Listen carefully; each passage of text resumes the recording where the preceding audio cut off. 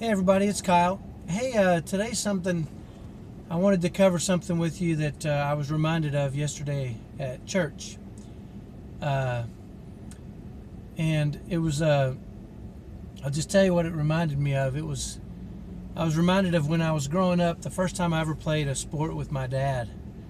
I remember we split up as brothers, and my dad was playing with us, and the team that I was on won the game, and so I was taunting my dad. I was probably 8 or 9, and I was saying, "We won, you lost," and just kind of teasing him a little bit. And he said something that kind of stuck with me. He said, "I didn't lose, I just ran out of time," is what he said.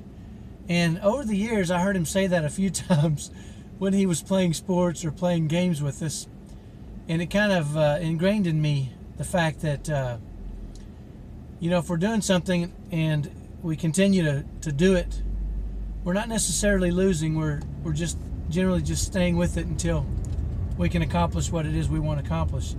And the reason I was reminded of it yesterday, was I was in church and I was sitting there with all my family, and we kind of sit in the back so as not to bother anybody too much. My kids can get a little jumpy sometimes for obvious reasons. And one of the guys came walking back, and he had his probably maybe a 5-year-old son with him who was just screaming really loud as he was carrying him out. And I remember just smiling at him, and he looked at me, and we smiled at each other, and we kind of knew what was going on. Sometimes kids get a little loud at church, and you have to take them out. And afterwards, he came up to me and he said, "I have a question for you." And I said, "Yeah." And he said, "Your kids are so good in church. How have you gotten them there? Because mine are just completely out of control all the time, especially this one right here, his 5-year-old son." And so, it gave me a chance to tell him about my son, one of my 2 sons that's on the autism spectrum, that when he was about 2 years old, he started doing the same thing in church. He'd get a little loud, and I'd kind of lean over to him and I'd say, "Shh," and he would scream at me, "No," really loud, in an attempt, I think, to shut me up and get his way and not be told to quiet down. Well, I wasn't going to stand for that. I'm not having a kid scream at me no in church, especially a 2-year-old.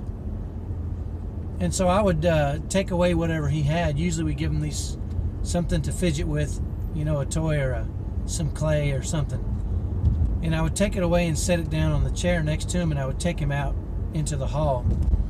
But what I wouldn't do is let him play in the hall, because I knew that would just be rewarding him for screaming at me. So we had this trash can that had a square top on it. It was a flat trash can, and I would set him on top of that, and I would say, "Whisper in church, whisper." And he would say, "Whisper," and I'd say, "No, whisper." And I would keep working with him until he repeated to me, "Whisper." And then I knew he got the message, and we'd walk back in, and I would give him back his clay or Hot Wheel or whatever it is he had in his hands, and we'd go back to church, to normal. And then he would scream out again. He'd get a little loud, and I'd say, "Shh," and he'd say, "No," and I'd take him back out and do the same thing over and over and over. And I'm not kidding you. I remember one time I did this when he was 3 or 4. I did this probably, I want to say 10 times before we were 15 minutes into the meeting. But I was relentless with him. If he'd get too loud, I would take away what he was doing. I would walk him outside. I would carry him out, set him up on the trash can, and make him whisper to me before we would go back in. And I'd like to suggest this only lasted a couple weeks before he got it, but that's not how he works. He was, no kidding, I'll never forget this, he was 7 years old. And remember, this started out when he was about 2. And I remember we were sitting in church, and my wife and I were sitting there, and the meeting was over, And I remember looking over at my wife, and she looked at me and she said, "You didn't have to take him out at all." And I think we looked at each other, and tears almost welled up in our eyes, because that was the first time in 5 years, every Sunday, we would take him out at least once because he would scream out. And that was also the beginning of the day that he never screamed out in church ever again. And to this day, now he's 14 years old, he's 6'1" and probably 175 pounds of pure muscle. And he's perfectly quiet in church, as all our kids are. We had the same basic process for all our kids, all our typical kids, our kids on the autism spectrum. We have 8-year-old twins now that are nice and quiet. And the reality is, he didn't win because we never stopped trying. We didn't run out of time. We could keep applying the same principle to him until it finally triggered for him, and he started to understand he couldn't scream out in church. So we didn't lose the battle. We just stayed with it until we won. And now he doesn't do that anymore. And so I was able to tell my friend this story, and I think, I'm not sure if it made him feel better or feel worse to think that he'd had 5 years of struggle to go on before maybe his son would stop being so loud in church. But the point of this message is pretty simple to me. And it's this: if you keep playing, you don't ever have to lose. And with my son, we played that game for 5 straight years, and then we won. But if we had stopped and given up, or let him continue to scream without having a very consistent, methodical approach to it, there's a chance that he may still be doing it.